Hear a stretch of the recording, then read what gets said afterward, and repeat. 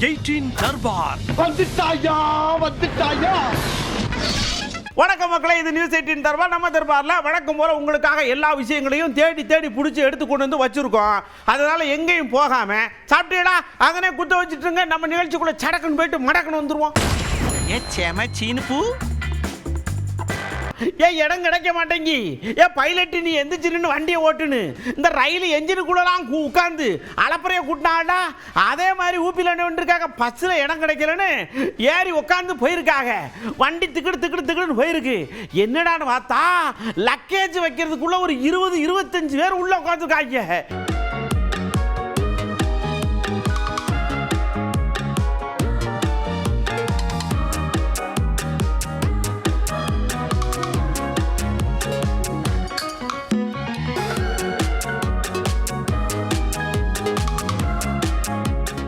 நாம ஒரு போராட்டத்தை முன்னெடுத்தோம்னா எல்லாரும் பாப்பாக, இதுக்கு ஒரு தீர்வு கிடைக்கும் சொல்லி நம்ம திருநெல்வேலியில குண்டும் குழியுமா இருக்கிற ரோட்ல ஒரு ஐயா தேசிய கொடி எடுத்து நின்று போராடுவோம் போராடுவோம். நாங்க அதிகாரிலாம் வந்து மண்ணை போட்டு குழியை மூடுவான்னு பார்த்தா போலீஸ்காரர் வந்து அழகா தூக்கிட்டு போயிட்டாங்க.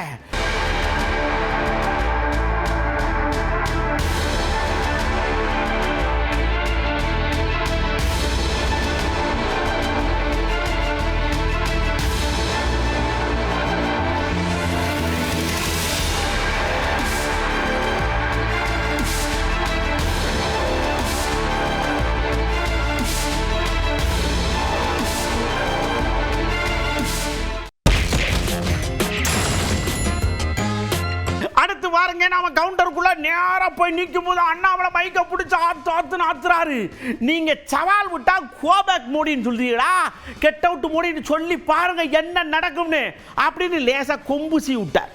உதயநிதி ஸ்டாலின் சொல்றாரு, நேற்று முன்தினம் மோடி மட்டும் தமிழ்நாட்டுக்கு வந்தாருன்னா முதல்ல நாங்க கோபேக் மோடின்னு சொன்னோம், நாங்க இன்னைக்கு கெட் அவுட் மோடின்னு சொல்லுவோம்.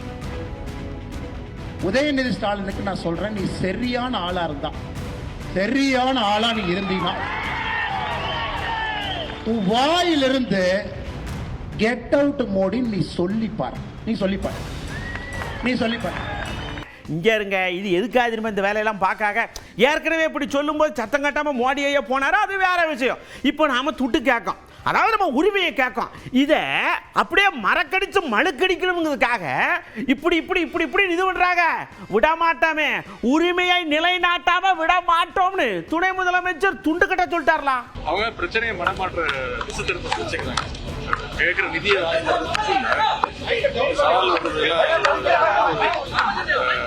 தமிழ்நாட்டு மக்கள் இவங்கெல்லாம் ஏற்கனவே கவர்மெண்ட் சொல்லி மோடி அவர்கள் வந்து 2018 வரும்போது திருட்டுத்தனமா வந்துட்டு செவர்கள்லாம் உடச்சிட்டு கடிச்சு போனாங்க.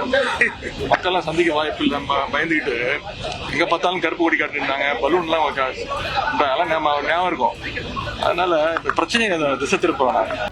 அண்ணாமலை நேரா வந்து செங்கல உருவரம்னு சொல்றாங்களே, அதை பத்தி நீங்க என்ன சொல்லுங்க கேட்டா, இங்க இருங்க, முதல்ல நம்ம அறிவாலயம் எங்க இருக்குன்னு மேப் போட்டு வர சொல்லுங்க. நான் வீட்டில் தான் பக்கத்தில் இருப்பேன். அவர் வந்தாருன்னா கூடி பேசி ஒரு விஷயத்தை முடிவு பண்ணிடுவான் அப்படின்னு லேசா நையாண்டியா பேசிட்டு போயிட்டார்ல. ஏற்கனவே அவரு அறிவாலயத்து பக்கம் ஏதோ பண்ணுவேன்னாரு, முடிஞ்ச அண்ணா சாலை பக்கம் வர சொல்லுங்க தைரியம் தான். இல்ல அதான் திருப்பி நான் சொல்றேன், இது வந்து பிரச்சனையை வந்து எங்களை உதயநிதிக்கும் பாஜக தலைவர் அவர் நான் பேர் கூட நான் சொல்றது கிடையாது, தவிர்த்து விடுவேன். இது அந்த பிரச்சனை கிடையாது. தமிழ்நாட்டுடைய நிதி உரிமையை கேட்டு வாங்கலாம். அதற்கு ஏதாவது முடிஞ்சா, ஏதாவது உபயோகமா பண்ண முடிஞ்சா அதை பண்ண சொல்லுங்க. இவங்க இந்த கேள்வியை தூக்கிட்டு குடு நம்ம ஆளுங்க போய் அண்ணாமலைட்டா ஐயா துணை முதல்வர் இப்படி சொல்லுதாரே அப்படின்னு சொன்னதுக்கு, ஆஹா என்னைய பார்த்தா உங்களுக்கு அப்படி ஆகி போச்சா, நான் சிங்கம், அப்படியே சினங்கொண்ட சிங்கம், அப்படி சிதைச்சிருவேன், ஒத்தையாளா வந்து எல்லாம் பண்ணிடுவேன் அப்படின்னு அவர் பாட்டுக்கு தனியா ஒரு பக்கம் சருன்னு பேசுதாரு. அண்ணா சாலையில எங்க வரணும் திமுக காரன் நாளையும் தேதியும் இடத்தையும் குறிக்கணும். அண்ணா சாலைனா 19 எங்க, நீ இடத்த முடிவு பண்ணு. அண்ணா சாலைக்கு நான் வர்றேன், இடத்த குறிப்பிட, அண்ணா சாலைக்கு இங்க வாங்க, அண்ணா சாலைக்கு இங்க வாங்க. நான் தனியாளா வரேன். பாரதிய ஜனதா கட்சியினுடைய தொண்டர் யாரும் என் கூட வர மாட்டாங்க, தனியாளா ஒத்தாளா வர்றேன். நீ மொத்த படையும் திமுக படையும் மொத்த போலீஸ் போர்ஸ் வச்சு நீ தடுத்து நிறுத்தி பாரு. அப்புறம் நம்ம அண்ணன் திரும்ப அண்ணன் வந்து தம்பி இங்கே வாங்க, நீங்கள் என்ன நவியிட்டே போய் நின்றுட்டு இருக்கீங்க, அவர் தான் ஒன்றுமே வாங்கி தர மாட்டாங்காரு, பணம் வாங்கி தர மாட்டாங்காரு, கல்விக்கு நிதி வாங்கி தர மாட்டாங்காரு, புள்ள ஊட்டி மேலே ஒரு அக்கறை கிடையாது. ஆனால் இவர் பள்ளிக்கூடம் வச்சுருக்காரு, அவர் பள்ளிக்கூடம் வச்சுருக்காரு, அவிய பள்ளிக்கூடத்தில் அது இருக்குது, இவைய பள்ளிக்கூடத்தில் இது இருக்குது, இதை கேட்கல அதை கேட்கலான்னு மட்டும் வக்காலத்து பேசாரு, நிதியை வாங்கி கொடுக்க வேண்டியானே, பேச்சு பேச்சாதான் இருக்குது, வேற ஒன்றும் இல்லை அப்படின்னு அண்ணன் லேசாக கடுப்படிச்சு விட்டார்லாம். இவர் உண்மையிலேயே அக்கறை உள்ளவர்களாக இருந்தால் ஏழை மாணவர்களுடைய கல்விதான் முக்கியம் என்று கருதி இருந்தால் அவங்க ஹிந்தி படிக்கணும்னு கவலைப்படுறவர் அவங்களுக்கு போஸ்ட் மெட்ரிக் ஸ்காலர்ஷிப் வாங்கி தரணும் ஏன் கவலைப்படல? அதை பற்றி என்னைக்கு இவர் குரல் கொடுத்துருக்காரு? இவருடைய பிரதமர்கிட்ட போய் அதை பற்றி என்னைக்காவது மனு கொடுத்துருக்காரா? நாங்கள் மனு கொடுத்துருக்கோம். விளிம்புநிலை சமூகத்தை சார்ந்த மாணவர்களுக்கு போஸ்ட் மெட்ரிக் ஸ்காலர்ஷிப் கொடுக்கணும். அதில் கல்வியில் கூட போஸ்ட் மெட்ரிக் ஸ்காலர்ஷிப் கூட வருமான வரம்பு விதிக்கிறாங்க. அதில் இடபிள்யூஎஸ் எக்கனாமிக்கலி வீக்கர் செக்ஷன் என்கிற முன்னேறிய சமூகத்தை சார்ந்த மாணவர்களுக்கு 8 லட்சம் ரூபா வருமான வரம்பு. 8 லட்சத்துக்கு மேலே போனால் தான் போஸ்ட் மெட்ரிக் ஸ்காலர்ஷிப் இல்லை. ஆனால் ஓபிசி மாணவர்களுக்கு வருமான வரம்பு போஸ்ட் மெட்ரிக் ஸ்காலர்ஷிப் வாங்குறதுக்கு வெறும் 2 லட்சம் ரூபாய். 2 லட்சத்துக்கு மேலே ஒருத்தர் சம்பளம் வாங்குறான், ஆண்டு வருமானம் வாங்குறான்னா அவன் பிள்ளைக்கு போஸ்ட் மெட்ரிக் ஸ்காலர்ஷிப் கிடையாது. எஸ்சி மாணவர்களுடைய பெற்றோரின் ஆண்டு வருமானம் 2.5 லட்சமாக இருந்தால் அதற்கு மேலே வாங்கக்கூடியவர்களுக்கு போஸ்ட் மெட்ரிக் ஸ்காலர்ஷிப் கிடையாது. இவ்வளவு மோசமான வருமான வரம்பை வைத்திருக்கிற மோடி அரசிடம் போய் அண்ணாமலை கேட்க வேண்டியது தானே? இதே கோபத்தில் நம்ம முத்துராசையா வந்தாரு, இங்க வாங்க தம்பியடா நான் ஒரு டேட்டாவை தரேன்னு அள்ளி கொடுத்தாரு. 49 நவோதயா பள்ளி இங்க இருக்குல்ல, ஒரு பள்ளிக்கூடத்திலேயாவது தமிழ் வார்த்தையா இருக்காங்களா? இவ என்னமோ தமிழுக்கு சப்போர்ட் பண்ணி தமிழை வாழ வைக்கிற மாதிரி என்னென்னமோ பேசுதாக. ஏங்க நீங்க முதல்ல கரெக்டா இருக்கீடா, ஏங்க எங்களை போட்டு உசர வாங்குதிய, எல்லாம் உங்க கபட நாடகம்லாம் தெரியும் அப்படின்னு பயங்கரமான டேட்டாவை அள்ளி கொடுத்துருக்காருலா. தமிழ்நாட்டில் ஒன்றிய அரசால் தொடங்கி நடத்தப்பட்டு வருகிற நவோதயா பள்ளிகள் 49 இருக்கிறது. இந்த 49 பள்ளிகளில் ஒரு பள்ளியில் கூட தமிழாசிரியர் இல்லை. ஒரே வகுப்பில் இருக்கக்கூடிய மாணவர் ஒருத்தர் இந்தி கேட்குறாரு, ஒருத்தர் உருது கேட்குறாரு, இன்னொருத்தர் தெலுங்கு கேட்குறாரு. இப்படி அவரவருக்கு எந்த மொழி விருப்பமோ அந்த விருப்ப மொழியை அவர்கள் தெரிவித்தால் அதற்கு ஏற்ற முறையில் ஏற்பாடு செய்ய முடியுமா? நடைமுறையில் சாத்தியமா? சாத்தியம் கிடையாது. இந்தியை நீ கட்டாயமாக படிக்க வேண்டும் என்று வலுக்கட்டாயமாக ஒரு நிர்பந்தம், ஒரு நெருக்கடியை உருவாக்குகிறார்கள். நேரம் அறநிலையத்துறை அமைச்சர் போய் ஐயா ஐயா அண்ணாமலை அடுத்த ஆட்சிக்கு அவங்க கட்சி வந்துருமா, வந்த உடனே அறநிலையத்துறையை ரப்பர் வச்சு கிருட்டு கிருட்டு கிருட்டுன்னு அழிச்சு டெலீட் பண்ணிடுவாங்களாம். என்னங்க இப்படி அப்படின்னு கேட்டா அவங்களுக்கு பூரா வயிறு எரியுது.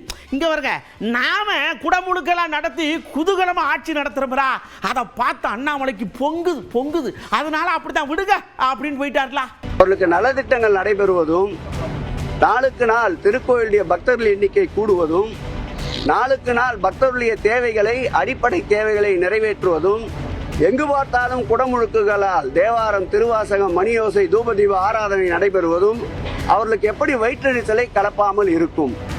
ஆகவே அண்ணாமலை போன்றவர்கள் ஆன்மீகத்தை வைத்து அரசியல் நடத்தலாம் என்று எண்ணியவர்கள் இன்றைக்கு ஆன்மீகத்தை வைத்து அரசியல் நடத்துவதற்கு இடமில்லை என்பதால் இது போன்ற சொற்றொடர்களை தொடர்ந்து அவர்கள் பயன்படுத்தி கொண்டுதான் இருப்பார்கள்.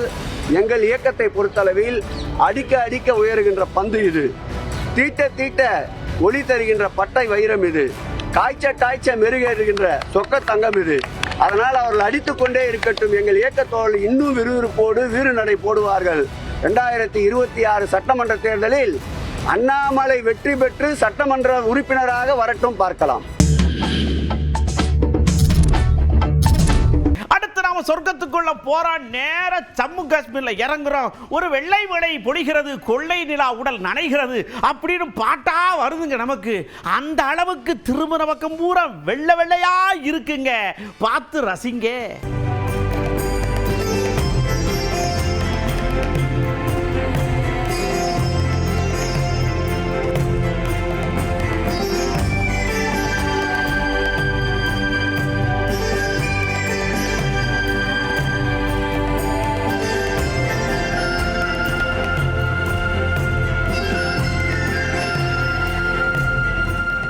பாருங்க, வெள்ளை வெள்ளையா பார்த்து ரசிச்சுக்கிட்டு இருக்கிற கண்களுக்கு நம்மளால அங்க போக முடியலன்றவங்களுக்கு ஆம்பூர்ல நாங்க ஒரு விஷயத்தை சொல்லியிருக்கோம். அதாவது ரெக்லாரஸ் மாதிரி எருது விடுற விழா வச்சிருக்காங்கல்ல, அதுல மாட்டு கொம்பளை கலர் கலரா கண்டதையும் கட்டி அதை அப்படியே தெருவுல ஓட விட்டு மக்கள்லாம் 2 பக்கம் நின்று கைதட்டி உற்சாகமாகி அடடா வெள்ளையில மட்டும் இல்ல சொர்க்கம் காலையில இருக்குன்னு கனகச்சிதமா சொல்லியிருக்காங்க.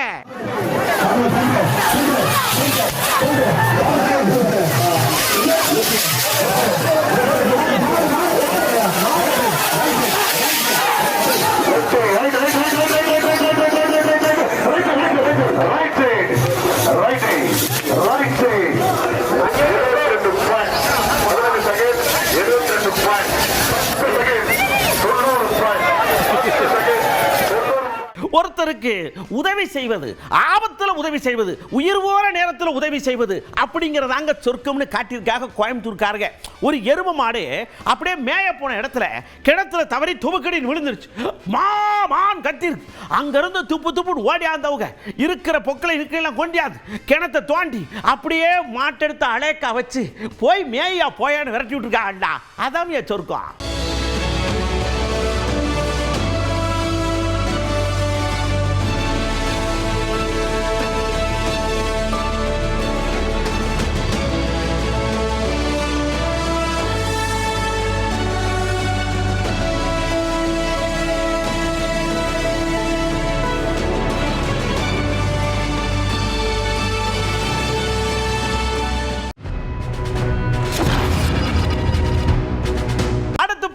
மக்கள்கிட்ட விறுவிறுன்னு போறோம். நீங்க சினிமா பாப்பியடா, டிக்கெட் புக் பண்ணிதீடா, இதுல டைம் போட்டுருக்கலாம், அந்த டயத்துக்கு தகுந்த மாதிரி படம் போடுதாங்களா இல்லையா அப்படின்னு கேட்டோம். பட்டு பட்டு பட்டுன்னு டிக்கெட்டை கிழிக்கிற மாதிரி கிழிக்காங்கடா. பதில ஸ்லாட் கொடுத்துருவாங்க, டைமிங் வந்து ஓப்பன் பண்ணுறோம்.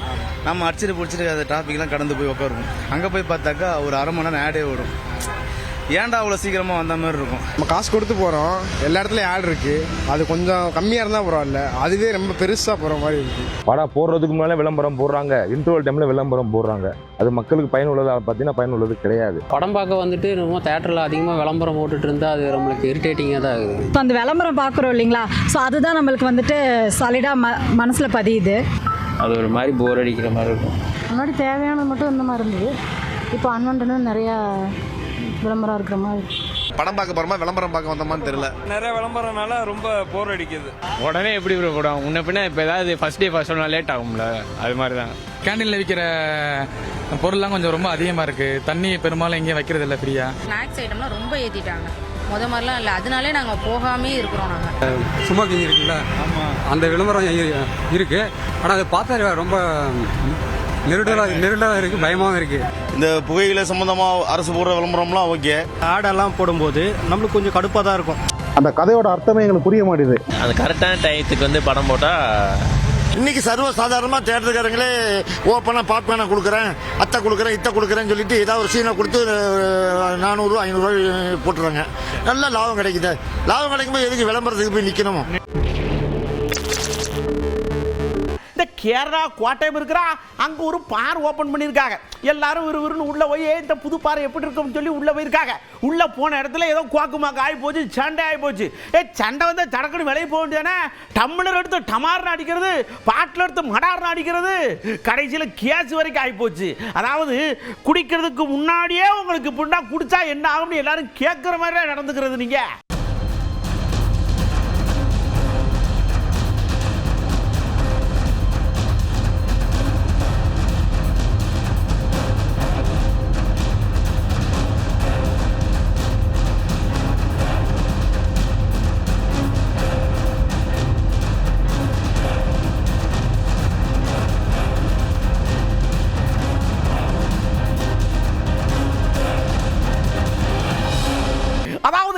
தங்கத்தை கொடுத்து தங்கத்தை வாங்கி ஆட்டையை போட்டா அது ஒரு ரகம்டா. இதெல்லாம் நமக்கு செட் ஆகாது. இன்னைக்கு நமக்கு குழம்புக்கு பருப்பு இல்லை, நேரம் அதையே தூக்கிட்டு போகும் சொல்லி ஒரு அம்மா என்ன பண்ணிருக்கு, தூக்கிட்டு போயிருச்சு. சரி கொஞ்சம் நினைச்சீடா, ஒரு மூட்டையவே ஆட்டல் ஓட்டு லவட்டிட்டு போயிருச்சுடா.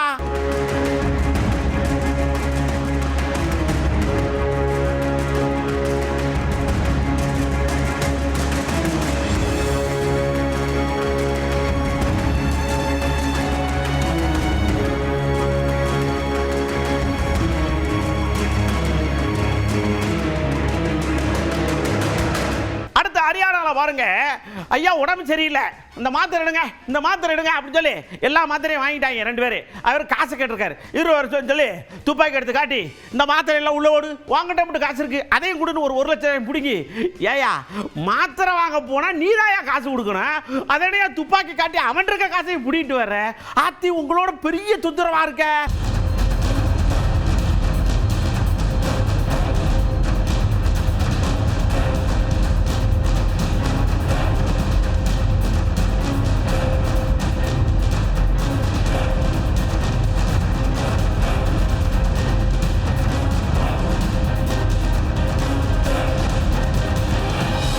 மக்களே, நீங்க பார்த்த தர்பார்ல எல்லாம் சந்தோஷமா இருந்திருக்கும், உஷாரான விஷயம் எல்லாம் கொஞ்சம் கலக்கமா இருந்திருக்கும். அதனால நீங்க போற இடம் வார இடத்துல எல்லாம் உஷாரா இருந்துக்கோங்க.